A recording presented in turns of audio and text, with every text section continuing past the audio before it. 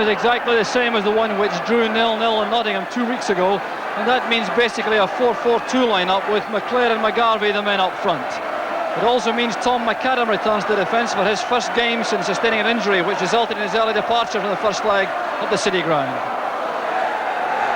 And Forest are on familiar lines, although there's no place for Ian Wallace, and that means there's only one Scot in the lineup, the under-21 international from Hamilton just up the road, Colin Walsh, who wears the number 11. And the main threat to Celtic on the counter-attack will almost certainly come from Gary Birtles, who returned to the City Ground 2 years ago after a short spell at Old Trafford as a £1 million signing.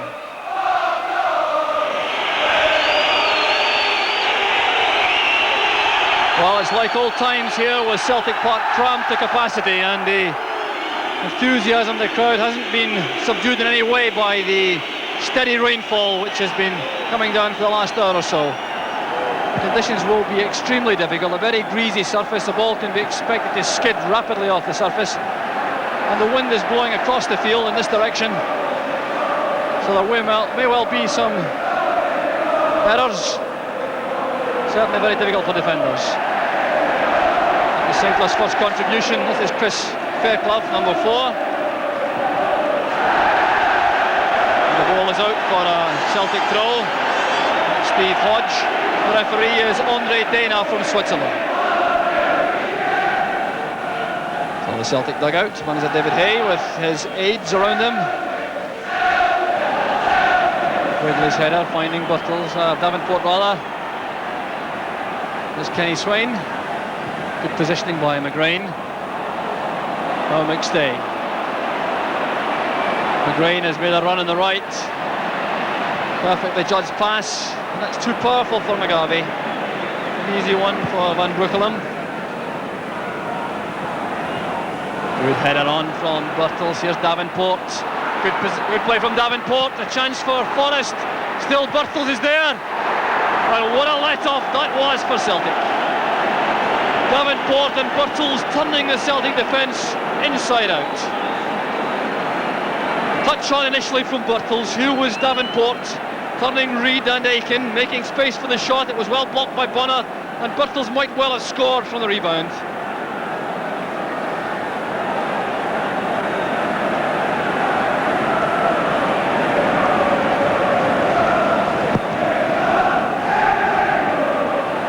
It's gone, a chance for McGarvey if he has the pace. Ball gathering pace off the surface, taking it through to Van Breukelen. Swain now to Walsh. McGrain. Stay reacting very quickly. McGrain took a knock from Walsh. McClair keeping the ball in play. Cross, here's Murdo McLeod. Good tackle from Anderson. Kept his eye on the ball as McLeod powered his way through. Now Paul McStay. On the far side, Mark Reid, supported by Barnes. Difficult one for McClair. Again, the ball skidding away behind for the Forest goal kick.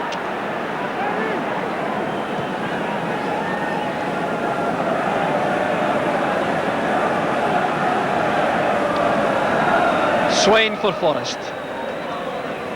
Played most of his first team matches at Aston Villa on the right flank of defence. Davenport's onside. An error in judgment in the Celtic defence. Here's Davenport with a cross. And once again a chance goes a-begging for Forest. Steve Wigley, the man, miskicking in front of goal. Well, once again Davenport posing problems for Celtic, getting in behind the right flank. Mark Reid played them on. Driven cross, Wigley in great position here. He swung at the shot, and a relief again for Pat Bonner.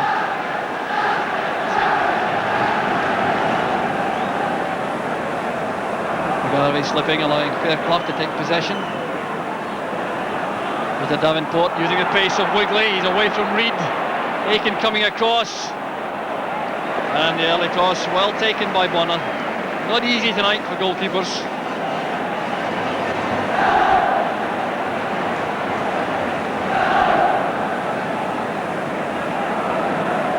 McGrain now to McStay. There's Sinclair, he's the man supporting the principal strikers, McClair and McGarvey. Danny McGrain. Cloud roaming across that midfield area. Looking very hungry for action. There's McStay. Asking a lot to go through that gap. The ball breaks for Burns. Good close control from Burns. Now McGarvey. Running straight into Paul Hart. But some good close dribbling by both Burns and McGarvey to encourage the Celtic team and supporters. McLeod varying things with a long high ball. There's Mark Reid. A great save from Brooklyn. And the clearance from Boya. Well, that variation in attack almost gave Mark Reid the opening goal. Celtic coming forward again through Tommy Burns.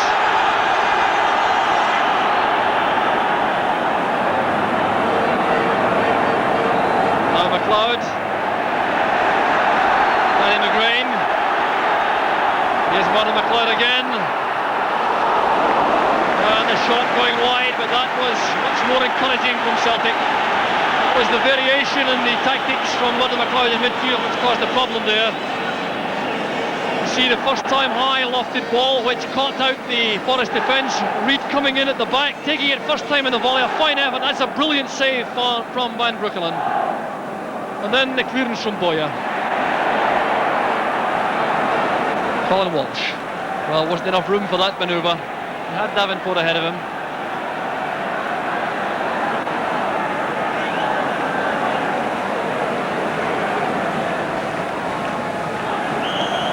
McGarvey pushed from the back by Hart. Very difficult so far for McGarvey to show his talent up front. McStay to McLeod. Blocked by Anderson. There goes Paul McStay, and that'll be a penalty kick perhaps. No, the referee waves play on. And the Celtic players and supporters looking very upset indeed. It's a great attack this, McStay and McLeod. It was McStay trying to force his way forward.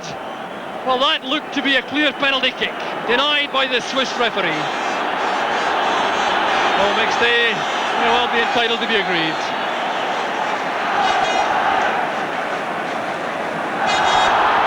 Well, free kick this time. The offender was Steve Hodge, the victim Tommy Burns.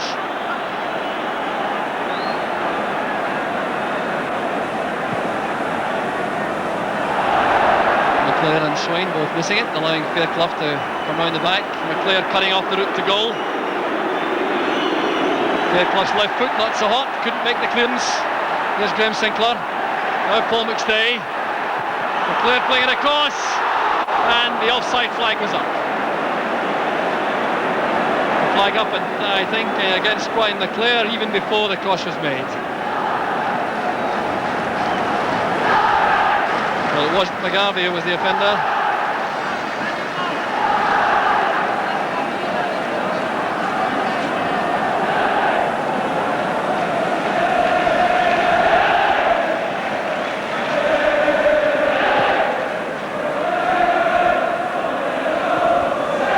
Reid's header.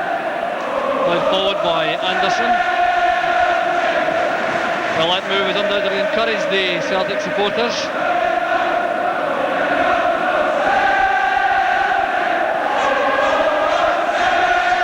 Well, they're much more cheerful now after these two let-offs in the opening 10 minutes. Walsh's header. Birtles doing a bit of leaning on Tom McAdam as they went for the high ball. Aiken in a hurry. Reid again in good position on the left. That's for McGarvey. Sinclair waiting in the middle. Van Breukelen got a hand to it, and that was enough to deny Graham Sinclair waiting in the middle. Well, the Dutch goalkeeper looking very calm indeed. The pass beyond the right flank of the Forest defence for McGarvey. The cross had Van Breukelen at full stretch, and the keeper did well. Burns with the outswinger, Roy Aiken going for it. Swain didn't touch it, so that's a Forest goal kick.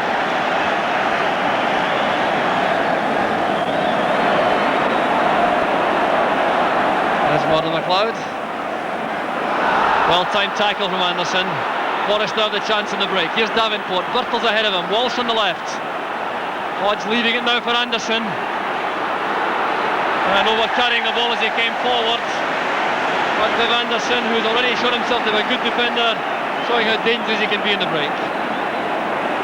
Here he is coming onto that crossfield pass from Davenport, taking on McAdam for pace. Reid doing well to escort it back. Now McGarvey on the break on the left for Celtic, taking on Fairclough. This needs a good cross, but Boyer's there. But Celtic have the corner. And that is a signal for Tom McAdam and Roy Aitken to come forward.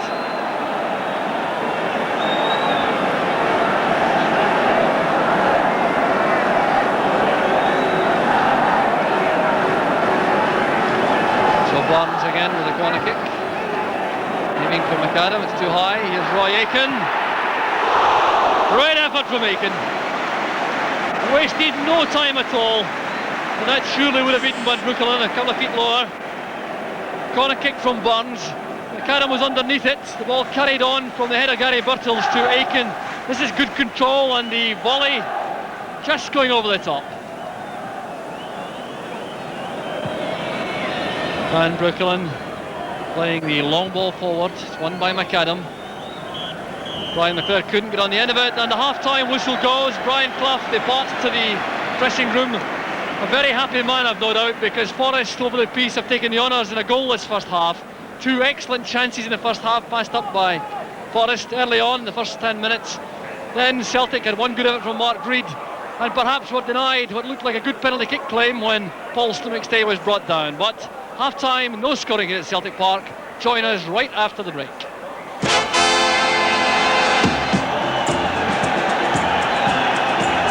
Welcome back to Celtic Park as Celtic kick off this vital 45-minute spell. Rain still falling heavily here at Parkhead, and no changes in either lineup at half-time. Celtic have the full complement of 5 substitutes, including Jim Melrose, John Halton, Jim Dobbin, with Willie McStay and Peter Letchford. Whereas Forrest only have 3 substitutes. They've only travelled with 14 players. Brian Clough obviously deciding that he knows who he would bring on if he had to, so he's kept the travelling bill down. So Celtic begin again the attempts to break down this resolute Forest defence. McGarvey linking with Burns. McGarvey had a very tough time in the first half, very few chances to show his skill. We saw a few flashes though from Gary Birtles, who's on the ball now. Going away from Mark Reid with a lot of ease. McGrain intercepted with a lot of conviction and good anticipation. Here's McClare. McGrain has continued on the right. McGarvey through the middle. Here's McGrain. Pass wasn't good enough. Swain did well. Paul McStay getting towards the dead ball line. Swain blocks the cross and completes the clearance. Davenport, the man who caused so many problems for Celtic early on. Fouled right away by Tom McAdam.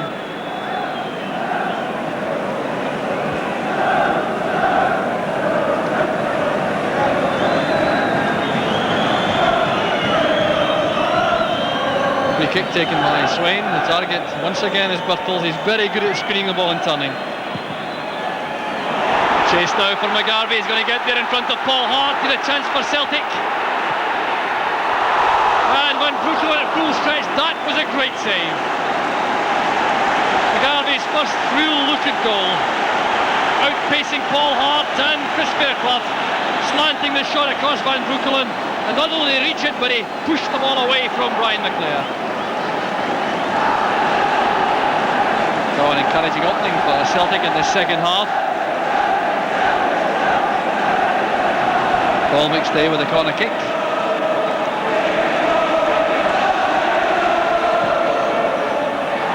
Right across the face of the goal. McAdam couldn't reach it.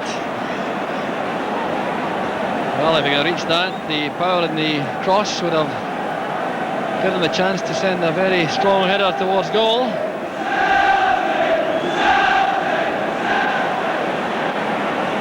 Ball kept in by Danny McGrain. Burns coming deep to get involved in the build-up. That's a long ball for McGarvey to chase. Fairclough coming across.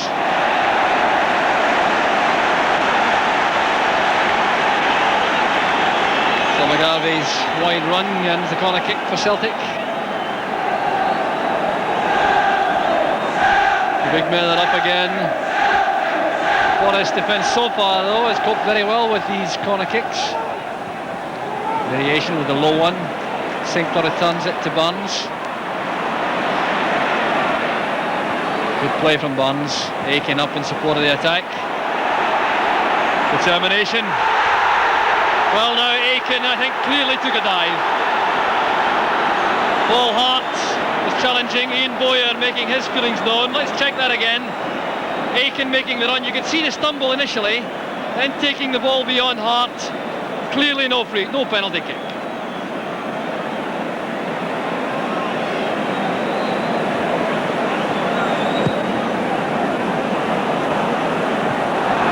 Birtles getting up well. Danny McGrain. Stay takes it back.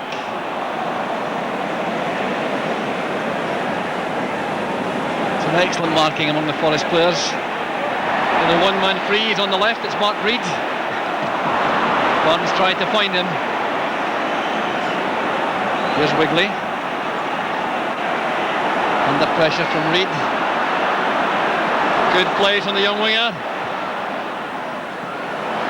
Davenport setting it up for Hodge. And that is the goal which Celtic were dreading.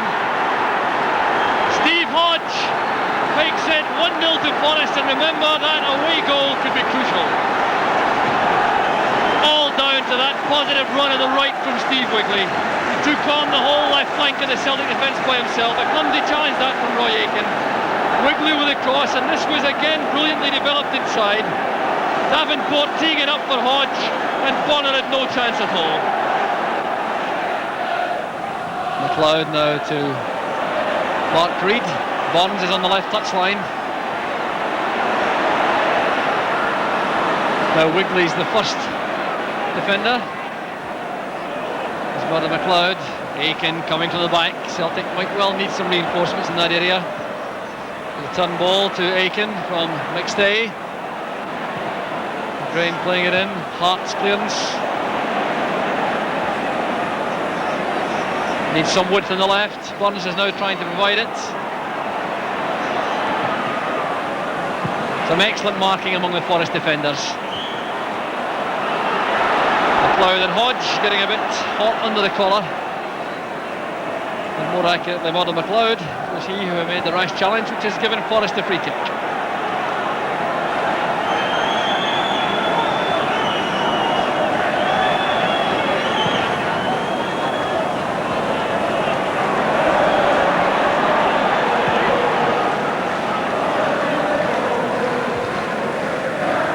Header picked up by McStay. That'll be a Celtic throw. It came off Gary Birtles.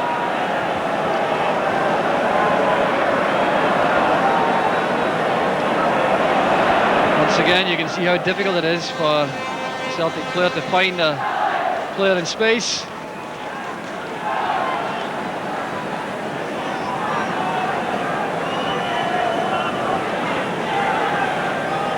So 20 minutes of the match left. 20 minutes for Celtic to break down this Forest defence twice if they're to survive.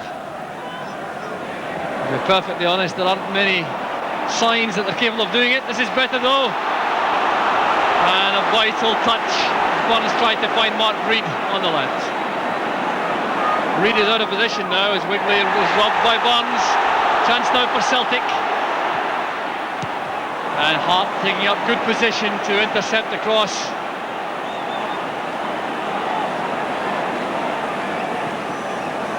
McGarvey turning. Here's Danny McGrain, a first time shot. Okay, Swain doing well, getting the ball away. There's Melrose. No one waiting for it for Celtic, cleared by Anderson. Now Tommy Burns. The crossbar, and Forest survive. Well, no question about it. Celtic's best effort in the second half, coming from Tommy Burns. Taking it on the drop off the chest. It beat Van Breukelen, didn't drop quickly enough. The Celtic no doubt will be heartened by that. McGrain forced to turn it out for a Forest throw. No luck for Tommy Burns. A great dipping volley.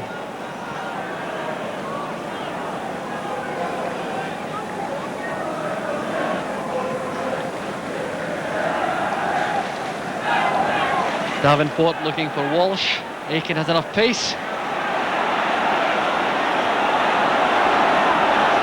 So Reid for Celtic. Good flick on from Melrose. Gary couldn't control it. While Hodge showing brilliant control. Reid doing well with the tackle, but these lesser known Forest players like Hodge and Davenport and Wigley making a big impression on the Glasgow public.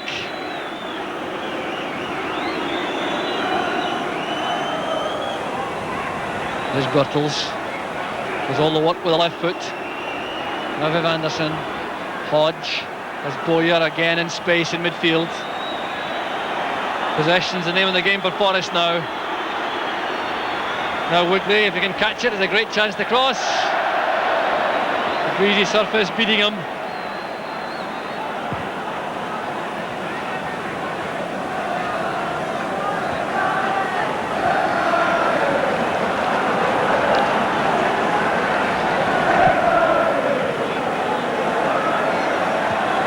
Hart doing well, the clearing header going wide towards Anderson. McLeod robbing Hodge.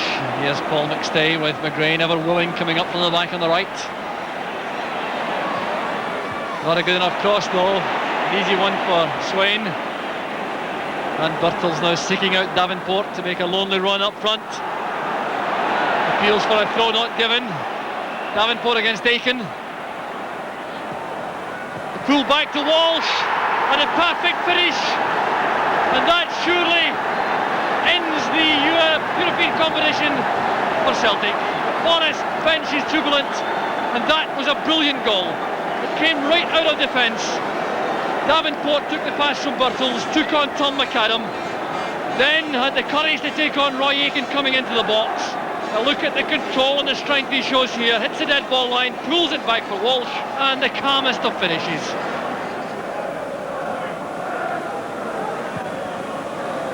Swain's clearance, collected by Davenport.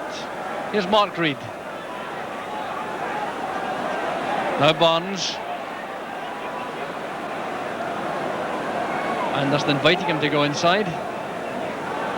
Reid now to McLeod.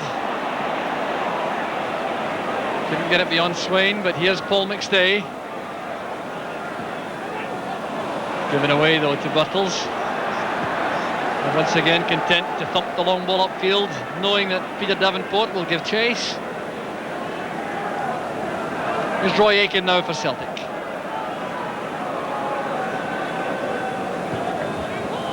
Now McClare. Good shot, well handled by Van Breukelen. They had Melrose closing in for a rebound. Well, this once again shows the quality of the Forest keeper. McClare seeing the chance for the shot. He hit it well enough, and Van Breukelen held it well.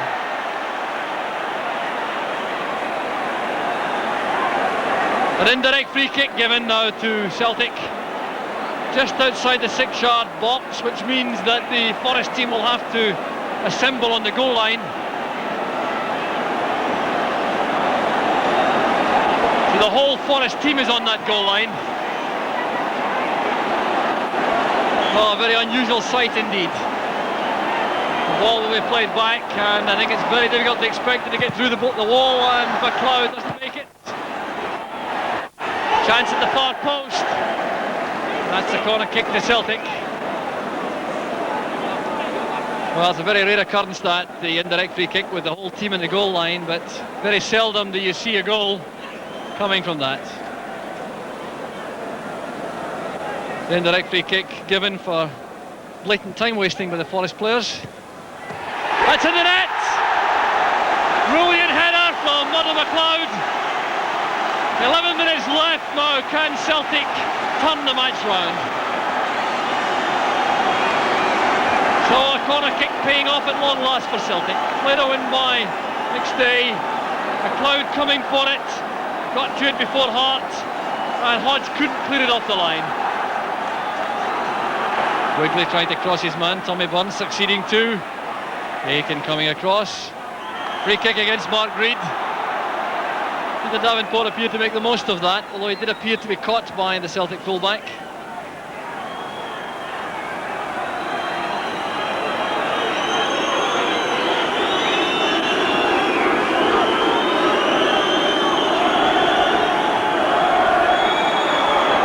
Anderson playing in the free kick. There's Birtles. Davenport with a chance for Forest. Bonner blocks it. Still the danger's not over. Gary Birtles to Davenport again. Is that a penalty kick? No, says the referee. Davenport is aggrieved. And McGrain survives that appeal. Offside flag is up against Davenport.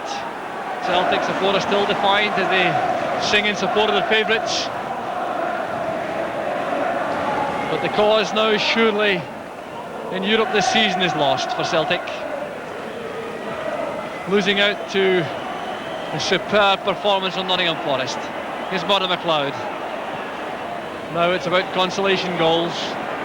Van Breukelen coming out to claim the ball in front of Brian McClair. And now the 90 minutes have come and gone. The referee checking his watch. No stoppage time. The final whistle goes and Nottingham Forest qualify the quarter-finals of the UEFA Cup with an absolutely superb away performance. They thoroughly deserved the victory with a controlled performance from first to last, scoring two excellent goals. Steve Hodge got the first, the second from Colin Walsh. Celtic battled right to the end, got that late goal from Murdo McLeod, but on the night the honours go quite justifiably to Nottingham Forest. I doubt if anybody would argue with our commentator Jock Brown with that verdict on the match. A disappointing night for Celtic and Nottingham Forest. Brian Clough, the third successive away victory in Europe. Ian St John, that's fantastic, isn't it, really? Tremendous, great result for them, and I must say right away that they did thoroughly deserve to win the game. I thought it was a great performance by Forest. I wonder, though, Ian, if you feel now, in retrospect, that the match perhaps hinged on the penalty kick claim that Celtic had in the first half. This is how it came up, and this is how Jock Brown called it at the time. Let's take a look at it first. Yeah, sure. I mean, I was at the game. Blocked by Anderson. Here goes Paul McStay, and that'll be a penalty kick perhaps. No, the referee waves play on. And the Celtic players and supporters looking very upset indeed. Here it is, Ian, what do you think? Well, at the time I was at the game, I didn't think it was a penalty, but looking at that now, you'll see Hart at number 5. That was a rugby tackle on McStay there. So obviously it was a definite penalty kick. You know, so I mean, Celtic obviously must feel unlucky looking at that, because that was a vital time had they got a goal in the first half. You were making the point watching the game that Forest won this match on the wings. Tonight Celtic didn't have Davy Provan. I wonder if you felt that was significant. Well, probably it was, because, you know, Provan is a good winger, of course, and I felt that they missed him on that flank, and Tommy Burns didn't have one of his better games down the other side. You know, his use of the ball wasn't quite what I would expect from Tommy. So I felt, OK, Celtic didn't have the width. Now, you saw the two goals from Forest, and both of them were created from wide men. Wigley for the first goal, who went to the byline, cut it back, and it's a goal. And then Davenport, who raced down the left, got to the byline again, cut it back. I mean, it's what we would say, you know, wingers, when we talk about wingers and traditional width. Now, the Forest had that width tonight, the Celtic didn't. And to be fair also, that this Swiss goalkeeper, whom Brian Clough wisely decides that he wants to hang on to. He's a Dutchman. He had a super game, I thought, Van Breukelen. He did do. I mean, he didn't have an awful lot of direct shots to say, but one or two low down, which he got to, and one he had to deal with when he tipped Tommy Burns' effort onto the crossbar. But other than that, he didn't have an awful lot of direct shots, and I think that was... I got the feeling tonight that Celtic were wanting 2 touches at the ball when one would have done, and they were looking to sort of tee it up rather than just have a batter. Finally, Ian, how much do you think was this another triumph for Brian Clough? He's got such an extraordinary style and presence, the man, but he keeps doing results like this. Very briefly. Well, very briefly, he came up here saying that they had no chance, but obviously all the time he felt he had a little bit of a chance, and his experience in European competitions, I think, paid off tonight. Well, it's with more international medals.